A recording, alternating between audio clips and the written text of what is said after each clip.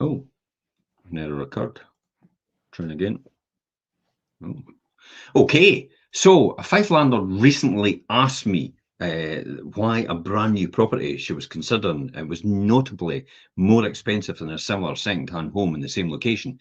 This is bizarre, but it is actually convincing and true. So let's QVT and we'll come in and we'll talk about this in detail.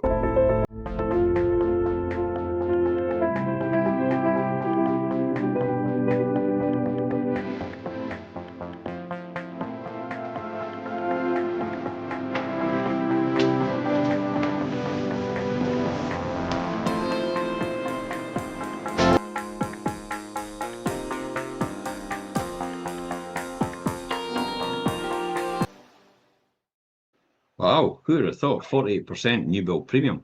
That's a huge amount when you think about it, 48% over and above a normal resale property.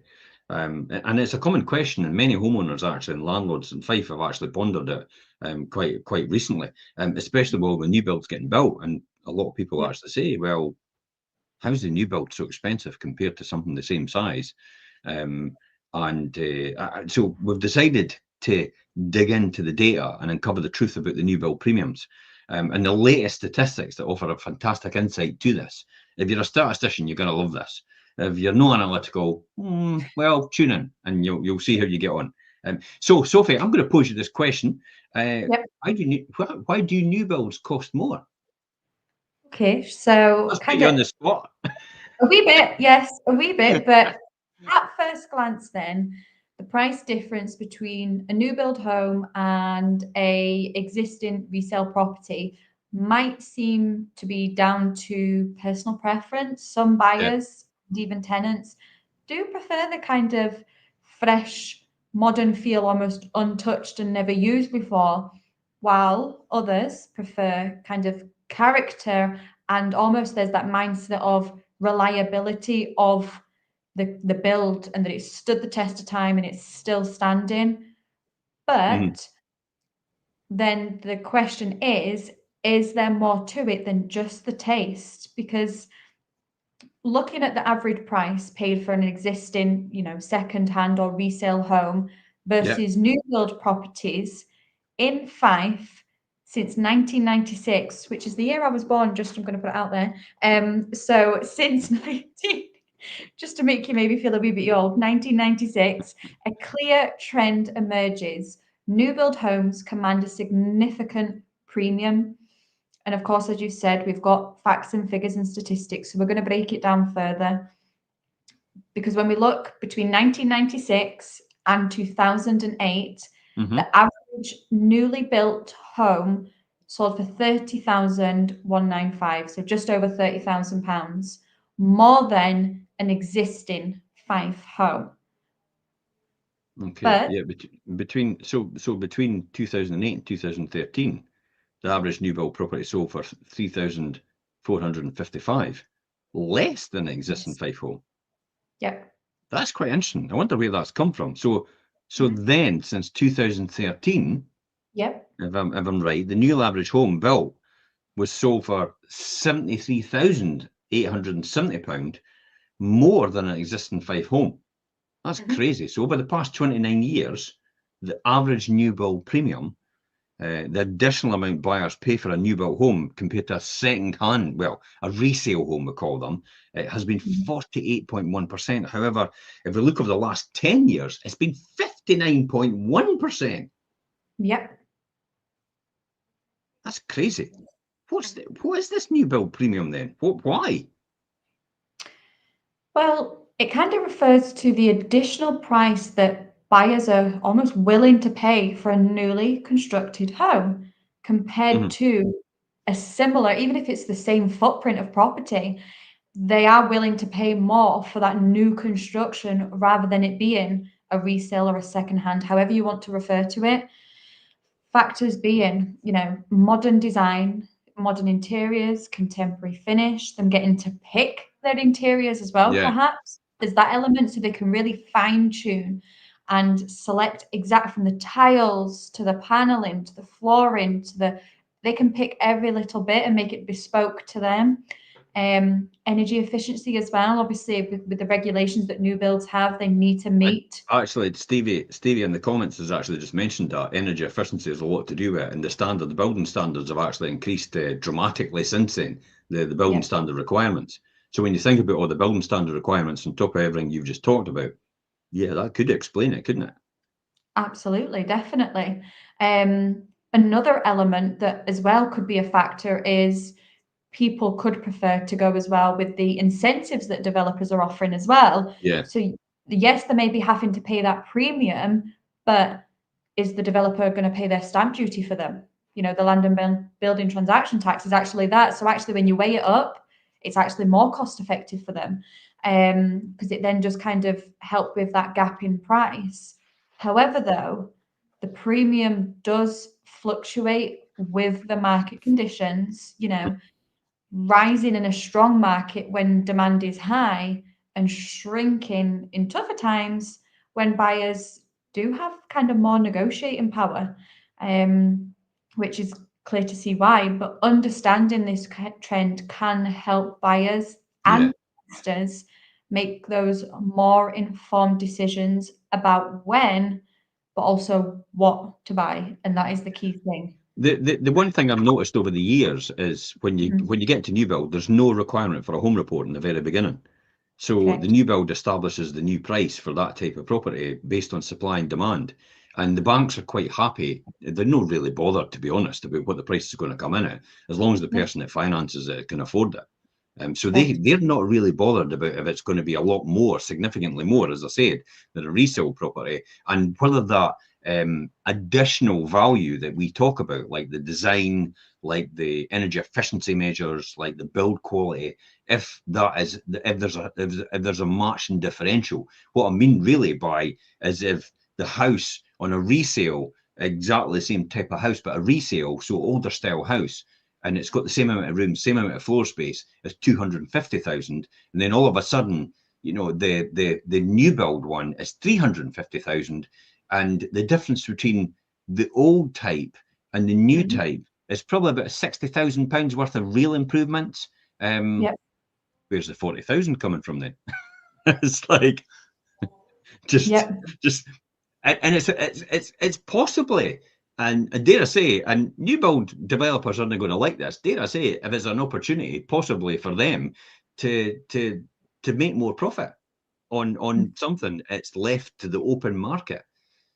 Because most people, quite a lot of people would rather buy a new build property with as little money as possible out of their own pocket, because you know, not everybody's got money lying around doing something, and as much financing as possible that they can afford within reason, remember, then actually have to buy a resale property, and they've got to outlay a huge fortune, like exactly what you said was the land building transaction tax, the stamp duty.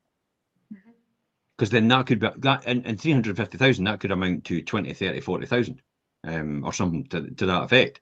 For 500,000, that could be up at that figure easily, 50 grand in land and building transaction tax. And if the new build builder is paying that for them, and they can easily sneak that into the price of the property, which is obviously what they do, because then you wouldn't pay that out because then you lose your profit. They obviously do that, and then they get that financed at the same time. Then the resale property can't do that. That's the problem, because that's fixed by a home report in the beginning, whereas the other one isn't. So see how that works. That's why it's so simple, and hence the reason why you see sometimes where new build developments in certain areas over the country are getting built on mass scale, that you find that it actually slows the market down in certain areas. The obvious one here is St Andrews. Yes. St Andrews has dropped significantly in terms of that. We'll have a look at numbers, because I was looking at numbers for last year this morning. So St Andrews compared to 2023, for example. So St Andrews in 2023, there was 367 houses listed in St Andrews in 2023, and 302 actually sold. So 82% of these properties actually sold in St Andrews area. In 2024, however, 511 houses went on the market and 284 actually sold, 56% sold. 82 to 56% in 1 year. And that just so happens to be the year that the new builds turned up en masse to build. And that's how it affects a market overall. Another one is actually quite a high-priced area for the East Nuke, I would say. So 84% 2023, 76% 2024. Another one actually, Glenorthis. Another lot of new build. 89% 2023, 63% actually sold 2024. What came up to the market. Yeah, but then there's a huge amount of new build coming on, and this and the areas where it wasn't like that, the markets tend to fare quite well. It'll be interesting to see how Cooper fares, the Cooper market fares, when the new plan comes on for the development of all these houses in the Cooper area. That will actually, I mean, it might bring more people into the area, and it brings more jobs, more investment, and all the rest of it. But it kind of makes it quite difficult for people that are wanting to resell their properties to move into these. They need to encourage people from outside the area as a result. I'll tell you a classic example. The reason I did these statistics was Fife Council wanted me to give information about, has the Leavenmouth train station actually improved the housing market in the Leavenmouth area? And that's why I did these numbers. And without a doubt, actually, Leavenmouth was the only one that actually, from 2023 to 2024, actually, more properties actually sold. Went from 86% to 91%. Brilliant. And then when I looked at the buyers that were coming to Leavenmouth to buy properties, and our profile, the majority were actually buyers outside the area. So it's actually attracting people coming in to the Leavenmouth area to stay, but also attracting inward investment and inward money, because these people are earning and working. So they'll be spending money in the local economy. So that's the sort of things that happen when you do things like that, when you put infrastructure in place in order to do that. And equally as well, you know, the new builds that come in will attract people from outside the area, will also upscale people as well. And yeah, there will be a benefit, but in a short-term gain for people actually trying to resell properties, it becomes a bit more difficult sometimes for that reason. Let's talk about you've got a couple of graphs for us to look at in terms of Fife house prices, haven't you? Yes, I have. So the first one we have then is to give you a insight into the comparison. So average price paid, and it's for existing, so resale properties versus new properties. And this is over the years from 1996 to 2000, and obviously 24, as you can see. For some reason there it's 2017. See, you can see that. You can see how it widens, how it gets bigger, that gap overall. And it's basically, I'll be honest, I personally think it's a lot to do with the building standard requirements. Literally the net zero achievement, or what they're trying to achieve in new house builds, is becoming to the point where these houses are becoming unaffordable in comparison to people buying resale properties. Even the council themselves say they can't afford to build new build properties for affordable homes for let. The council have said that. They would actually rather buy from the existing market, and they do that on a smaller scale. They buy 50 or 60 properties a year from the existing ex-local authority properties that they sold off. They actually buy them back because it's cheaper for them to buy them back than it is to actually try and build a new build projects as a result. And it's because of this. It's because of the standard requirements, and the build quality has been the bar set so high that it makes it impossible almost, and unaffordable for quite a lot of people in terms of the prices. That's what the difficulty is. So there's an argument there straight away, and I have heard it said before that there's a possibility that we should maybe cut back a bit on the requirements, the build requirements for certain houses in terms of the net zero requirements. Yeah, absolutely. I mean, you're putting in ground source heat pumps to try and save a couple of £100 a year. They're about 20 grand. And we're saving a couple of £100 a year. Hello, that's a 20 grand. That's a 10-year payback. Or is it more? It's a 100-year payback, sorry.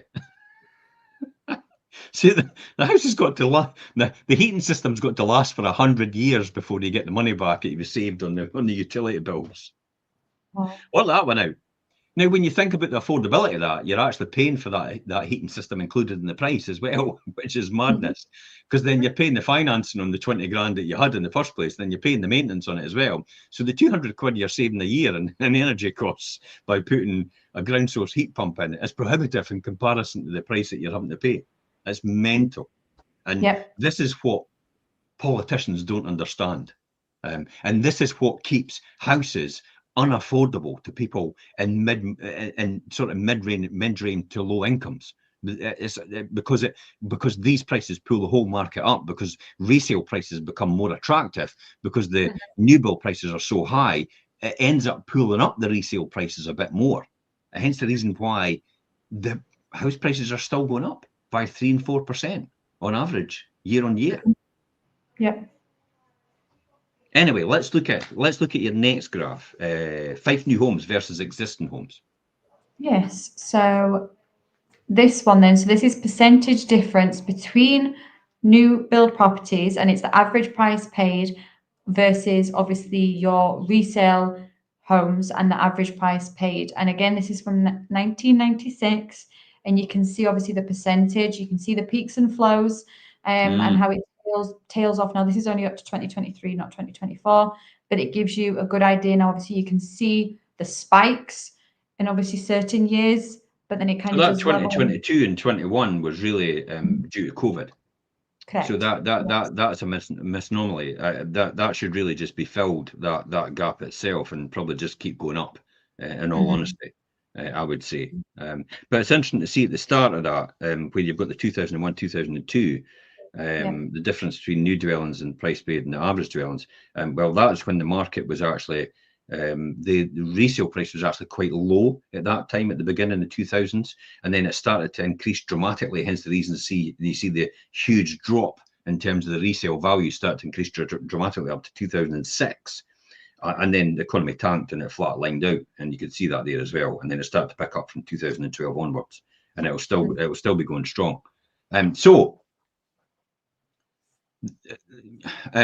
The latest data in here in the 2023, the difference between the average price paid in the home versus average price of existing homes continues to highlight the consistent premium. I think that's the key. Overall, in my experience, the premium for the new detached or semi-detached homes is in the order of 10 to 20%, while apartments will be much higher than that. As always, there's exceptions to the rules. So here's the question you get asked quite a lot, and you sometimes see it coming up in the comments. So why do buyers pay more, Sophie, for a new build? Yeah, so we've slightly touched on this, but many buyers are willing to pay a premium for that new build and obviously what they get from that. Now, despite the perception that they are overpriced, one key reason is that personalization factor, or as I mentioned, this bespoke factor, because they can be tailored to suit individual needs, lifestyles, the family dynamic, the furniture choices. They can literally go in and pick every little detail. Especially, we'll think about the ones in St. Monans, you know, the Fifes and Maggie Morgan, and how the extras that they could do, and the standard of those, even from all the low lighters that they could obviously select. They wanted underfloor heating. There were so many different elements that you could pick, and the quality is incredible. So there is an element that you do get what you pay for, and you can see that when you step foot into them. Additionally, though, they require less maintenance as well than older properties. And obviously you get the warranties that come with them and the guarantees. And it kind of gives you that peace of mind for a good while that there isn't anything that you would need to do with them. And there would be you would touch wood, no unexpected issues.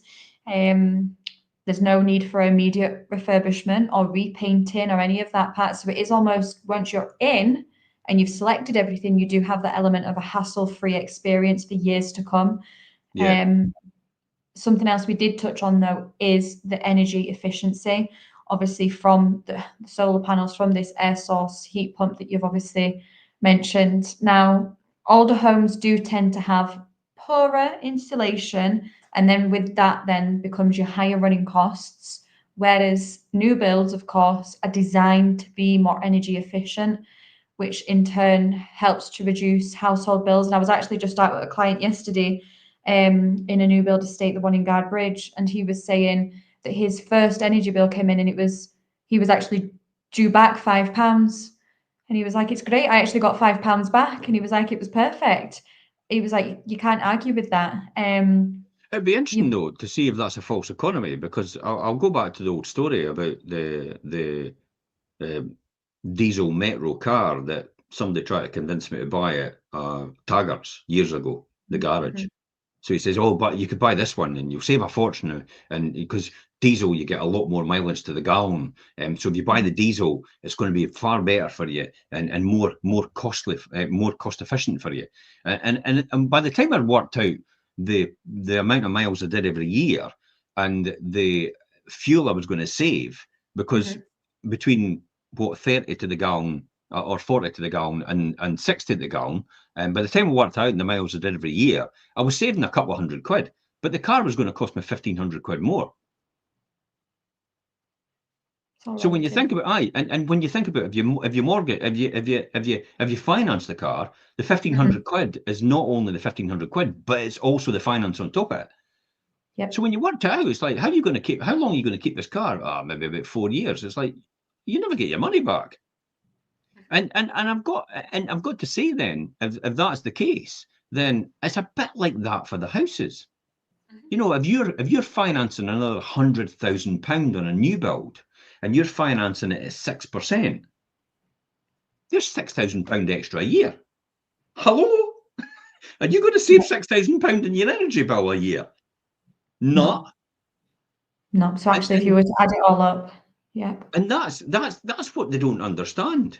It's like it's the running costs. Maybe you'll save, I don't know, £1,000 or £2,000 at best, but you'll not save the extra £100,000, which is a differential, according to the UK House Price Index, it's actually over £100,000 between a resale property and a new build property in Britain and in Scotland as well.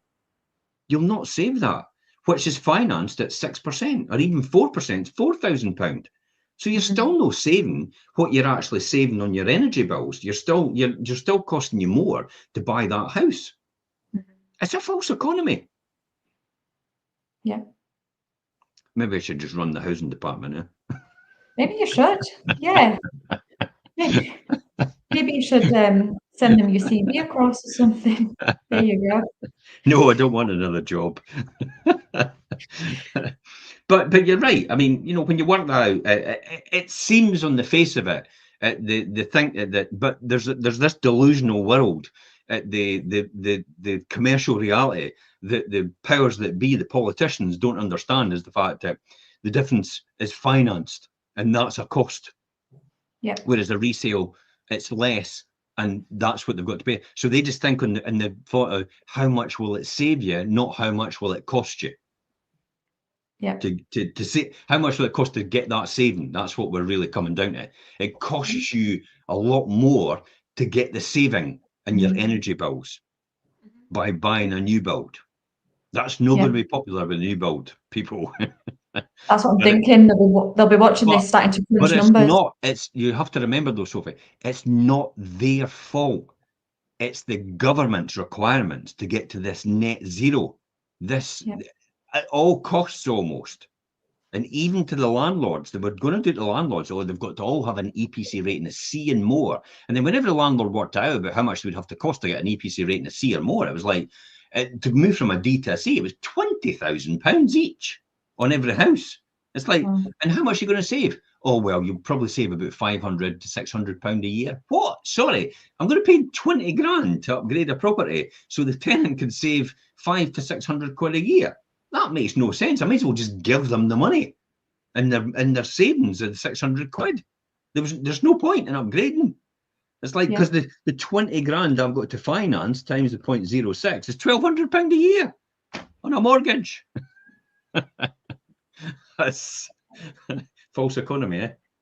See, you get a lesson here as well in finance and understanding numbers at the same time. But But that's then true. not. So then, but look at the buyers and the lifestyle and the location. Yeah, I could understand, and the no hassle requirements of having a new build, because the first 10 years it's usually maintenance free. There's no much to do to it, and it's covered by a warranty, and you get snagging more or less done in the first couple of years for you as well to make sure everything's okay once it all settles down and once the moisture comes out the plaster boards and stuff like that. And sometimes you get the wee, the pins pop them through and they just come and rectify all that for you. So let's look at the property market then, the factor, the boom and the bust. One of the most revealing insights from the data is how the new build premium fluctuates with the property market cycle. This is what we saw. You remember what I talked about, that graph like you had there, this one right here, that one. That's the property market cycle. So it fluctuates with that. In a strong, buoyant market, the premium tends to, and there's no prizes for this because I think you know what's coming, the premium tends to increase in a strong, buoyant market as buyers compete for new stock and developers increase price accordingly. Welcome to the capitalistic system of supply and demand. Yes. Adam Smith, the birthplace Kirkcaldy of economics, the master of economics. The premium shrinks, no surprise here, in a slower, more challenging market, offering better value for those looking to buy new. So what does it tell you? If you're looking to buy a new build, go for it in a slower market. Unfortunately, a lot of people's circumstances dictate that they've got to move whether they like it or not. And in all honesty, you're kind of trading like for like in the resale market, I would say, not technically like for like from resale to new build in terms of pricing, because the pricings are completely different per square meter or per square foot or whatever you want to say. Nationally, the premium was higher before the global financial crash in 2008, 2009, compared to afterwards. So that again tells you that story. So this means that if the budget, when we're summing this up, is the primary concern, timing is crucial.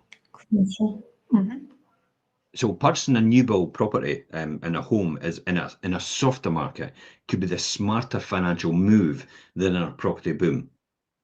It'll be interesting to see how the St Andrews prices, because we can see that with David Wilson giving away, low deposits, stamp duty paid, all the rest of it.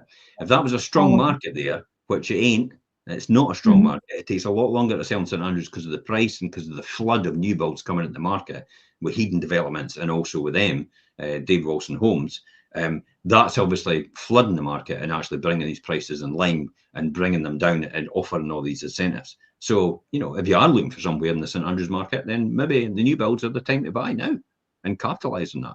It's because when all that flows through, eventually you get to the end of that, what we call that sort of traffic jam, that you're in this big queue and you think, why are we going so slow? And then you get to the end of it and you think, why were we going so slow? That's kind of what the markets are like. Why was it going so slow? Because there's the number of buyers every single year kind of stays the same. And I'll give you a classic example of that, because that's what we did here in these numbers. So every single year, 302 divided by 12 in the St Andrews market, 25 people on average buy and sell every month in the KY16 area. East Neuk, classic example, round about 220 divided by 12 every single month in the East Neuk area on average, 18 people buy a property. That doesn't change from year to year, by the way. It's still about the same because the demographics stay the same. And as people grow up and generations grow up, unless you've got a mass influx of generations or suddenly everybody decides to give birth, that's the only way you'll do that. Hence the reason why baby boom back in the 1960s. I just missed the baby boom generation. I think I'm classed as Gen Z, whatever that is. Whatever, or Gen X, maybe Gen X, Generation X. Because then X is before Z, is it? No. Yeah, I don't think you're Z. Yeah, I don't think you're. Yeah. Yeah, maybe Z. Maybe you're Z. Maybe you're Z. Maybe you're Z and I'm X. Anyway. Maybe. Who knows? Okay, so softer market. So what's the reality then? Is the question that comes out of this. You can maybe answer from it, Sophie. What's the reality of comparing like-for-like homes? Okay, so it really is important to acknowledge that comparing new build and resale homes in Fife isn't as straightforward as you would think. Mhm. Unlike cars, we'll use cars for example. Unlike cars, where you have a brand new vehicle, you know, all sparkly shiny, straight from the forecourt, and a low mileage second-hand version, maybe it's a wee bump and battered and needs a wee little buff up, can be directly compared. And housing has more variables at play. You've got everything to think of, be it location, build quality, the developer's reputation as well, because obviously, you know, you do get your more, you know, well, actually, we'll not say that. We'll say different ones. You know, I it's their suppose that they reputation. all use different quality materials, but they're still within the standards. Correct, yes. And also something we've touched on is the incentives part of it, whether it be the part exchange or the contributions, etc. So they're all to take into account as well. By This is quite them, interesting because the classic example of reality, like for like, and you talked about location. Classic example of that is if you look at Leiden, for example, you can buy a two-bedroom ex-local authority, ground floor flat or upper flat, and they're the same as the ones in St Andrews. The two-bedroom here would be anything from 80 to 100,000 now in mint condition. The two-bedroom in St Andrews would be anything from 250, almost reaching up to the 300,000 now. correct. Yeah.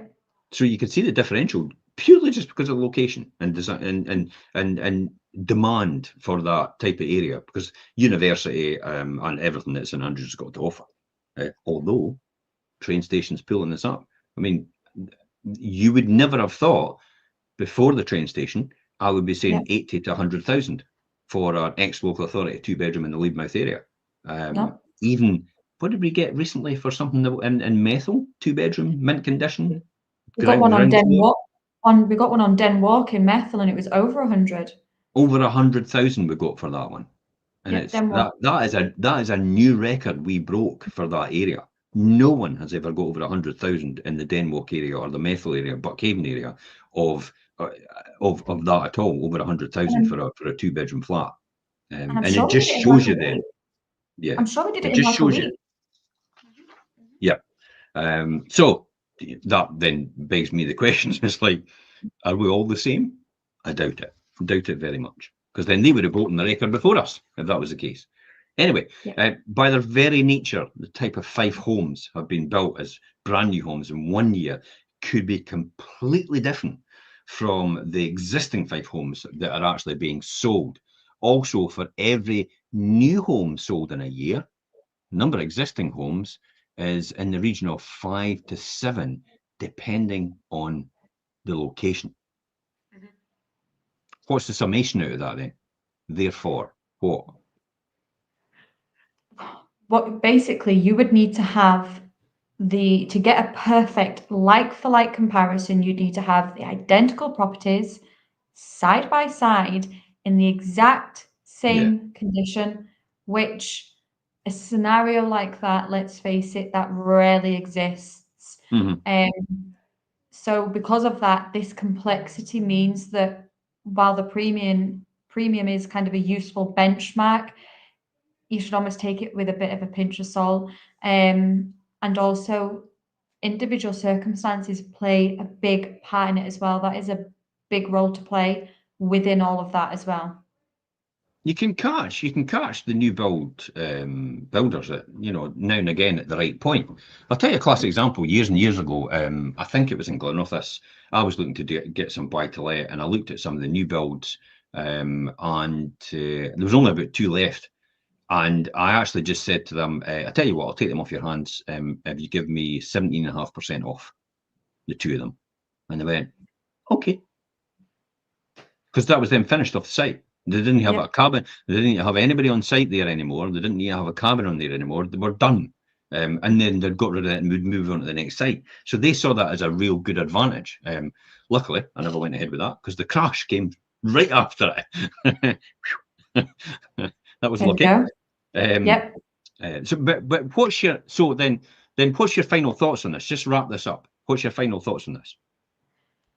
Final thoughts is, as we always say, do your research, make sure you don't rush into anything, but understand what your priorities are. Is the extra cost worth it, for a pristine home with the latest designs and all the modern interiors and the energy efficiency standards? Or could you go for a resale home and obviously look at that option instead, especially when we've discussed, can you actually get the return back on it? Yeah, the cost of finance. The cost of finance from this resale to the new build home, it definitely has to be taken into consideration. If you're mortgaging that, if you're mortgaging an extra £100,000 to get the new build as opposed to the resale, and you're paying 6%, it's costing you £6,000 a year more. If you're getting the new build and it's saving you £2,000 in your energy bills as compared to the resale, then you're £4,000 down, and your running costs every year. That's Anyway. almost your answer just there. I want to labour that point, and that's why I said it again, Sophie. So I've said it again 3 times already throughout this, and that's how I said it again, because it's so important that people understand the economics behind this and not just fall into the trap of just saying, it's a new build, I'll no need to do anything to it, it'll save me an absolute fortune. Will it? Will it save you a fortune? Think about that. Do your numbers first, make sure you've got it right. But also as well, if you're watching this and you are sitting within that new build home or you're in the process of it, if you have any questions, please reach out to us. I'm obviously more than happy to answer them and do anything we can to help. Just bear that in mind, obviously. Now, let me just qualify this by saying I'm not putting anybody off of new build. Correct. Because new build has got huge benefits to it. It's like there's no hassle. Everything's done for you. Everything's ready to move in. It's all manicured. It's all fitted with the latest stuff. It's an easy gig, and it's an easy entry because you're basically getting a lot of finance for you, and sometimes you're getting your land building transaction, your stamp duty paid for you as well. So that's what the attraction of new build is. And if you're there for the long term, then it might actually be hugely beneficial. So all I'm really saying is do your numbers first. Do your homework. And something else, to be fair, another point that I've heard from clients is they go for a new build because they don't have to get involved in offers over or a closing date, perhaps. That's another reason why. And that's purely the only reason, is just because they know what they're paying. They know that's what I'm paying, done. Perfect. Okay. So if anybody wants any more information, or they want any more advice, or they're not sure about what we've said here and they want a bit of clarification, please feel free to reach out to us. You can message us direct in this post. You can stick something in the comments and we'll answer you back. And until next time, thanks for coming on the show, Sophie. And we'll speak to you later. Bye-bye for now. All the best. Take care.